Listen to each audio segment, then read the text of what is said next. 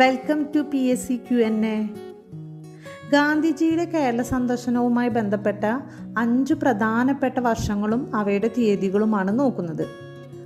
ഗാന്ധിജി ആദ്യമായി കേരളത്തിൽ വന്നത് 1920 ആഗസ്റ്റ് 18-നാണ്. ഖിലാഫത്ത് പ്രസ്ഥാനത്തിൻ്റെ പ്രചാരണാർത്ഥമായാണ് ഗാന്ധിജി ആദ്യത്തെ തവണ കേരളത്തിലെത്തിയത്.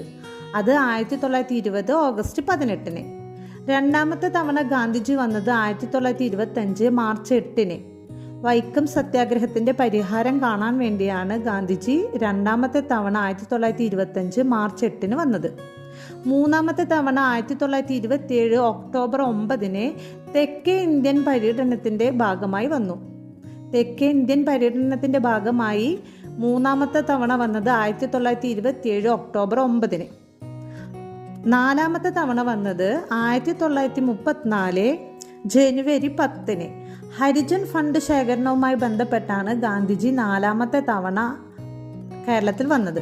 അത് 1934 ജനുവരി 10-ന്. അഞ്ചാമത്തെ തവണയും അവസാനത്തെ തവണയുമായിട്ട് ഗാന്ധിജി വന്നത് 1937 ജനുവരി 12-നാണ്, ക്ഷേത്രപ്രവേശന വിളംബരത്തിൻ്റെ പശ്ചാത്തലത്തിൽ. 1937 ജനുവരി 12-നാണ് അവസാനത്തെ തവണ ഗാന്ധിജി കേരളത്തിൽ വന്നത്. അത് ക്ഷേത്രപ്രവേശന വിളംബരത്തിൻ്റെ പശ്ചാത്തലത്തിൽ.